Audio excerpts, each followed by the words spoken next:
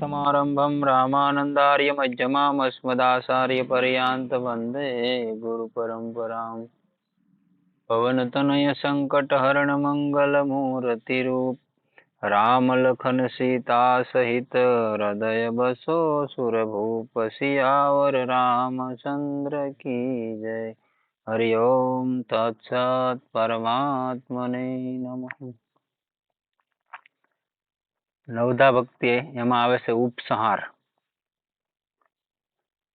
ભગવાનને પ્રાપ્ત કરવા માટે કર્મયોગ જ્ઞાન સર્વ માર્ગ ઉત્તમ છે, પણ ભક્તિની તો શાસ્ત્રોમાં મોટી પ્રશંસા કરવામાં આવી છે. નવધા ભક્તિમાંથી જેમનામાં એક પણ ભક્તિ હોય એ આ સંસાર સાગરથી અનાયાસે જ તરીને ભગવાનને પામી જાય છે. 9 પ્રકારની ભક્તિ કીધી અલગ અલગ, એમાંની ગમે એક ભક્તિ કોઈ પણ માણસમાં હોય તો એ વિના મહેનતે તરી જાય છે. પ્રહલાદજીની જેમ જેમનામાં નવે ભક્તિનો વિકાસ થયો છે એમનું તો કહેવું શું. નવે નવ ભક્તિ જેનામાં હોય એની તો વાત જ નહીં કરવાની. ઉપર નવે ભક્તિના વર્ણનમાં જે ભક્તોના નામ ઉદાહરણમાં આપવામાં આવ્યા છે એમનામાં કેવળ એક જ ભક્તિનો વિકાસ હતો એવી વાત નથી. જેનામાં જે ભાવની પ્રધાનતા હતી એમનું નામ એમાં લખવામાં આવ્યું છે.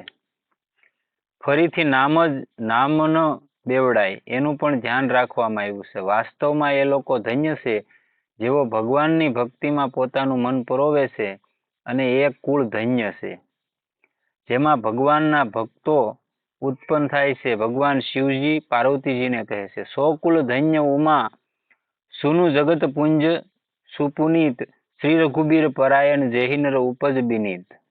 જે કુળમાં કોઈ ભક્ત ઉત્પન્ન થાય એ કુળ 100 પેઢીને તારનાર થાય છે, એવું મહાદેવ પાર્વતીજીને કહે છે. શ્રીમદ ભાગવતમાં શ્રવણ આદિ ભક્તિના મહિમામાં કહ્યું છે, ભક્તજનો આપના ચરિત્રનું વારંવાર શ્રવણ ગાન કીર્તન અને સ્મરણ કરીને આનંદિત થતા રહે છે. તેઓ તત્કાળ આપના એ ચરણ કમળોનું દર્શન કરવા પામે છે કે જે જન્મ મૃત્યુના પ્રવાહને હંમેશ માટે રોકી દેશે.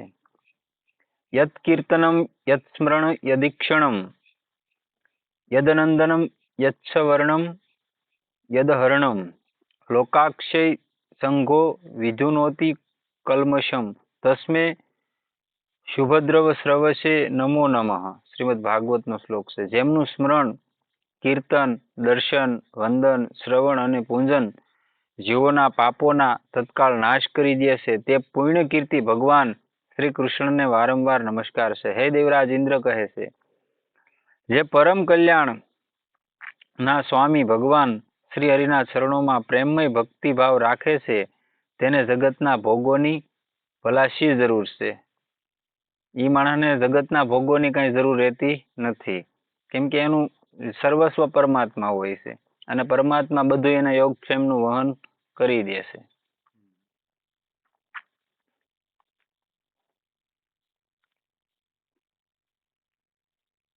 અમૃતના સમુદ્રમાં વિહાર કરી રહ્યો છે તેને શુદ્ર ખાબોશિયાના જળથી શું પ્રયોજન. જે અમૃતના સમુદ્રમાં ડૂબકી મારતો હોય એને ખાબોશિયાના જળની શું પ્રયોજન. એને એની કાંઈ જરૂર ન હોય ને, મતલબ એમ આપણે છીએ તો શું કરીએ, આ સંસાર સાગર છે એ ખાબોશિયા જેવો છે. અમૃત એમાં છે પરમાત્માના નામમાં, પરમાત્મામાં છે, ભગવાનમાં છે. તો ત્યાં આપણું કાર્ય પર્યાણ ન હોય. આપણે મંદિરે ગયા હોય તો આમ કરીને વી આવી આગેથી. પછી ક્યાંય માની લો કોઈ જગ્યાએ એવું આપણું શરીર વ્યવસ્થિત હોય તો એની વાત છે, શરીરનો સાથ આપતું હોય તો અલગ વાત છે. પણ શરીર તમારું સાથ આપે છે તો કોઈ મહાપુરુષના શરણોમાં ગયા આપણે કે કોઈ મંદિરે ગયા તો હકીકત દંડવત ન કરો તો કઈ નહીં, પણ પંચાંગ પ્રણામ તો કરવા જ પડે, એનું વિધાન છે એમ. તો આપણે એ ન કરી શકીએ. નમવું એ આપણને ગમતું ન હોય અને બધી જગ્યાએ નમી ન શકીએ આપણે, એવું થાય. અને જે એવા મહાપુરુષો હોય એને આપણે ઓળખી ન શકીએ એટલે આપણે નમસ્કાર કરવાના નથી. એટલે આ બધી વાતની તકલીફ. નતર તમે નમો ને તો જે નમાવતો જે વ્યક્તિ, તમે માન હું તમને નમ્યો તો મારે કઈ નુકસાની નથી, નુકસાની તમારે હોય. તમને કોઈ નમતું હોય ને તો નુકસાની તમારે હોય, મારે ન હોય. મેં તો મારા આખા દિના જે કઈ નાના મોટા કર્મો કર્યા હોય તમને નમ્યો એટલે તમને આપ્યા, બરોબર. હવે તમે કઈક ભજન કર્યું હોય એ આમાં વયું જાય. તમે સરવાળે શૂન્ય હો એટલે પગે લગાડવું નથી સારું, લાગવું સારું છે.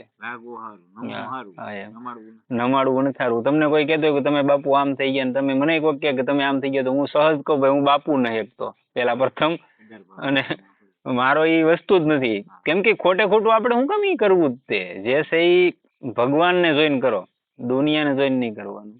કળિયુગમાં કીધેલું છે અમુક સમય આવશે એટલે જ્ઞાની હશે એ નહીં દેખાય અને શાસ્ત્રોય નહીં દેખાય. હજી તો આ સમય હું એમ કહું બહુ સારો છે.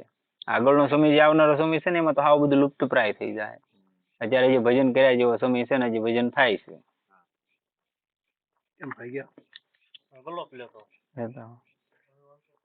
ભગવાન સ્વયં પોતાની તરલ તારીણી ભક્તિની પ્રશંસા કરતા ઉદ્ધવજીને કહે છે, ન સાધયતી માં યોગે ન સાંખ્યમ ધર્મ ઉદ્ધવ. શ્રીમદ ભાગવતમાં ઉદ્ધવજીને ભગવાન કહે છે, હે ઉદ્ધવ, મારા સ્વરૂપમાં વિકસેલી મારી ભક્તિ મને જેટલા પ્રમાણમાં પોતાનો બનાવે છે તેટલા પ્રમાણમાં યોગ શક્તિ, સાંખ્ય, તત્વજ્ઞાન, વૈદિક ધર્મ, વેદાભ્યાસ, તપસ્યા કે ત્યાગ મને પોતાનો બનાવી શકતા નથી. આ બધા પરમાત્મા સુધી પહોંચવાના રસ્તા છે. સાંભળી લેજો. શું કીધું?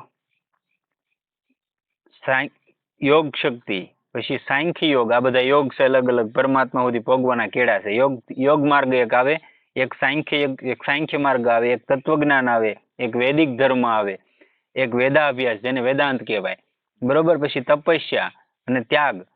આ જે આવડા બધા ભગવાન કે મને જે ભક્ત મારો હોય ને, આ રસ્તે જે આલ્યો હોય ને ત્યાં હું કદાચ મોડોય પોગું, પણ ભક્તિ છે ને જેનામાં ભક્તિ ઓતપ્રોત ભરેલી હોય ને એ મને જલ્દી ખેંચે એની તરફ. કેમ કે એમાં પ્રેમ ભાવ હોય ભક્તિમાં. તમારામાં કોઈ એક ભક્તિ આવી ગઈ, તમે નામનું જ તે પઠન કરો છો, માની લ્યો આ ભાઈ બેઠા અહીંયા રવજી કાકા આપણે બેઠા, શું કરે એ અંદરથી આપણને ન ખબર, બરોબર. આપણે અહીં કહ્યું ભાઈ તમે સીતારામ કે રામ રામ જે તમને ભગવાનનું નામ ગમતું એ નામ લ્યો. હવે એકાંતમાં બેઠા બેઠા હું કરી તમને મને ન ખબર, એનું કેટલું ભજન છે એ તમને મને ન ખબર, બરોબર. આપણે એમને ટાર્ગેટ કરીને નક્કી ન કરી લેવા કે આવા છે. ગહનતાથી અંદરથી ગુપ્ત રીતે માણસ શું કરતો હોય તમને ન ખબર હોય. એટલે ક્યારેય કોઈનું તારણ એમ કાઢી નખાય નહીં. નહીતર કોઈ એવો જીવ હોય ને તો પેલું તમને એ પ્રમાણ આપું, અહીંયા જે આપણે સત્સંગમાં બેઠા ને અહીંયા ન બેસીએ કે સામાન્ય કોઈ જીવ આખું ગામ બેઠું નથી, અહીંયા ન આવીએ કે કેમ કે અહીંયા અંદર આવવામાં તકલીફ થાય ભલા માણસ. હા, એનો કીડો બહાર ઉભો હોય. ઈ બગાહું ઓલા કે ને કે ગાવું નાવા જાય ને તળાવમાં તો એ બગાહું ઘડીક વાર આઘી વહી જાય અને પછી નાઈને બહાર નીકળે ને તળાવમાંથી એટલે પાછી સોંટી જાય. એમાં આવડા અંદર નો આવીએ કે તકલીફ થાય. માયા બહુ બાહુલ્ય વાળી છે, તમને તરત પસાડે. અહીંયા એ જ વ્યક્તિ આવી કે કાંઈ પૂર્વમાં કરેલું છે, કાં કોઈ પૂર્વનું પીડ્યું તો જ અહીંયા બેસીએ કઈ. સત્સંગ એમને નથી થતો, સત્સંગ એમને નથી થતો, તો જ માણસ આવીએ કે. એટલે કહે છે ભગવાન કે આ કોઈ મને પોતાનો બનાવી શકતા નથી. જે યોગ માર્ગ વાળા કે સાંખ્ય વાળા, તત્વજ્ઞાન વાળા, વૈદિક વાળા, વેદાભ્યાસ વાળા, તપસ્યા વાળા કે ત્યાગ વાળા, આ કોઈ મને પોતાનો નથી બનાવી શકતા. હું સંતોનો પ્રિય છું, તેમનો આત્મા છું. એકમાત્ર શ્રદ્ધા ભક્તિથી જ હું તેમને પ્રાપ્ત થાઉં છું. જો કોઈ જન્મથી જ સાંડાળ હોય તો પણ મારી ભક્તિથી તે શુદ્ધ થઈ પવિત્ર થઈ જાય છે. જન્મ સાંડાળ કુળમાં મળેલો હોય તોય ભગવાન કે હું એને મારી ભક્તિથી પવિત્ર બનાવી દઉં છું. મારો ભક્ત તો થા. ભગવાન કે તું એક ડગલું તો હાલ, બાકી બધું હું સંભાળી લઈ. તું તૈયારી તો કર કે મારે આમાં જવું એમ. જો કોઈએ સત્ય અને દયાપૂર્વક ધર્મનું પાલન કર્યું અથવા કોઈએ તપસ્યાપૂર્ણ વિદ્યાભ્યાસ કર્યો પરંતુ તે જો મારી ભક્તિથી રહિત છે તો આવો ધર્મ અને અભ્યાસ તેને પવિત્ર કરી શકતા નથી. તો એ પવિત્ર ન થાય. હું તમને પરાયણે એમ કહું આવજો ને અમે સત્સંગ કરીએ, તમે બેહવા આવજો ને. તમે પરાયણમાં કેટલાક દી આવો? 1 દી 2 દી 5 દી 10 દી, વધારે મારી શરમે તમે 10 દી આવો, 11મી દી તમે સટકો જ તે. પરાયણની વસ્તુ ન હોય. જે પ્રેમથી માણસ આવતો હોય ને જે એનામાં અંદરથી ઉદ્ગાર થતો કે નહીં મારા ભાઈ ગામમાં કલાક હું બગાડું એની કરતા કલાક અહીંયા સત્શાસ્ત્રોનું વાંચન જ કરે. ભલે ને હું એવો ક્યાં તજજ્ઞ છું, મને કઈ એવું આવડતું નથી, પણ શાસ્ત્રોમાં લખ્યું એને તું મારી રીતે જે મારી કાળી ગયેલી ભાષા છે એમાં વર્ણન કરી શકું. વધારે મને ફાવતું નથી. એમાં તમને એટલી 2% સમજાય કે ન સમજાય? તોય તમારો તો હાલો અમે તમે એક વસ્તુ પકડી લીધી, નામ પકડી લીધું, ભગવાનનું રૂપ પકડી લીધું, કોઈ એક વસ્તુ 9 માંથી એક ભક્તિ પકડી લીધું, તમારું તો નિશ્ચિત કલ્યાણ છે કે નથી એમ. એટલે ભગવાન કહે છે કે આ સાંડાળ કુળમાં કોઈ જન્મ લઈને આવ્યો હોય તો એને હું મારી ભક્તિથી પવિત્ર કરી દઉં છું. જો કોઈએ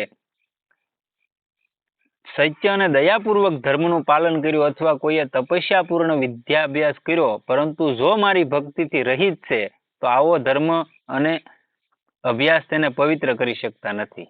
મારી ભક્તિ ન હોય તેને પવિત્ર ન કરી શકતા. જ્યારે ભક્તિનો પ્રવાહ વધે છે ત્યારે તેની વાણી ગદગદ થઈ જાય છે. મેં આગળ ઘડીક પહેલા જ વાત કરી કે તમે એવું કઈ જોતા હોય ને દ્રશ્ય, તોય તમને અંદરથી પરમાત્મા પ્રત્યે એવો ભાવ જાગે ને અંદરથી રુદન થવા મળે એકલા એકલા. આ વાણી થઈ જવી જોઈએ. શીત ભક્તિ રસથી દ્રવે છે, હે પ્રભુ તમે ક્યાં છો? આ રીતે ક્યારેક પ્રલાપ કરતો રહીને રડે છે તો ક્યારેક હસે છે, સંકોચ મૂકીને ક્યારેક ઊંચા સ્વરથી ગાય છે તો ક્યારેક નાસે છે. એવો મારો ભક્ત સમસ્ત સંસારને પવિત્ર કરે છે. નરસૈયો થઈ ગયો તો જુનાગઢમાં, પણ આ ભારત દેશમાં નહીં, દુનિયાના ખૂણે સુધી એનું નામ લેવાય. આ એની પવિત્રતા હતી. એમ ભગવાન ગીતાજીમાં અર્જુનને કહે છે, 11મા અધ્યાયનો 53-54 શ્લોકમાં બતાવે છે, નાહમ વેદેન તપસા ન દાનેન ન સેજયા. જેવો કે મને જોયો છે એવો ચતુર્ભુજ રૂપ ધારી હું ન તો વેદોથી જોઈ શકાવ છું અને ન તપથી જોઈ શકાવ છું. ભગવાન કે જે તે મારા દર્શન કર્યા ચતુર્ભુજના વિરાટ સ્વરૂપના, એવો હું વેદોનો અધ્યયન કરનારને નથી મળતો અને તપથી નથી મળતો. એ તો એને મારી ભક્તિથી હું એને પ્રસન્ન થાઉં છું અને ત્યારે એવા દર્શન આપું છું. હું ન દાનથી જોઈ શકાવ છું, ન યજ્ઞથી જોઈ શકાવ છું, પરંતુ હે પરંતપ અર્જુન, અનન્ય ભક્તિ દ્વારા આવો ચતુર્ભુજ રૂપ ધારી હું પ્રત્યક્ષ દેખાવા માટે, તત્વથી જાણવા માટે તથા પ્રવેશ કરવા માટે, એટલે કે એકાત્મ ભાવે પ્રાપ્ત થવા માટે પણ શક્ય છું. ભક્તિ તમારામાં આવી ગઈ તો ભગવાનને પણ વિવશ થઈને આવવું પડે. એને તમારે કહી દેવાનું ન આવતો એમ. તમારે રામ રામ કે સીતારામ કે કૃષ્ણ કે રાધા ગમે એક નામ પકડી લેવાનું અને ક્યારેય નહીં બોલાવવાનું. એને તમારે સામે આવવું પડે. હા, આ ભક્તિની તાકાત છે ભલામણ, આ નામની તાકાત છે. એટલે હું રોજ બધા વિડીયોમાં કહેતો હોય, બધા સત્સંગમાં વાત કરતો હોય કે મારા બધા સત્સંગ સાંભળી લેવાના. બધામાં એક વાત કોમન હશે કે બધામાં નામ વિશે બોલેલો છે, કેમ કે નામનો એવો પ્રભાવ છે અને મેં પોતે અનુભવ કરેલો છે એ નામનો. એટલે હું તમને કહું, નહીતર ન કહું.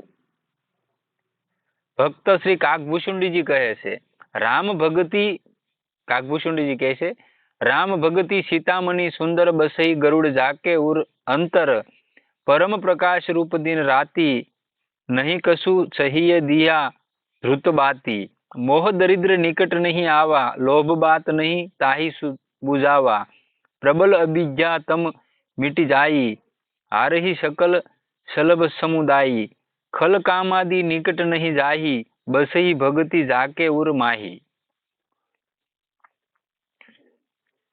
ઉત્તરકાંડના દોહા છે. માટે બધા લોકોએ ઉપર કહ્યા મુજબ જ ઘી રીતે ભગવાનની ભક્તિનો આશ્રય ગ્રહણ કરી જીવન અને જન્મ સફળ બનાવવા જોઈએ. ઘી કેવી રીતનું? તો કે ભાઈ એને તાપની સામે મૂકો તો પીંગળી જાય કે ન પીંગળી જતું, એવું જીવન બની જવું જોઈએ. પરમાત્માની સામે થતા તમારામાં એ ભાવ આવી જવો જોઈએ. શરમે ધર્મે નહીં કરવાનું, પ્રેમથી જ કરવાનું જે કરો એ, નહીતર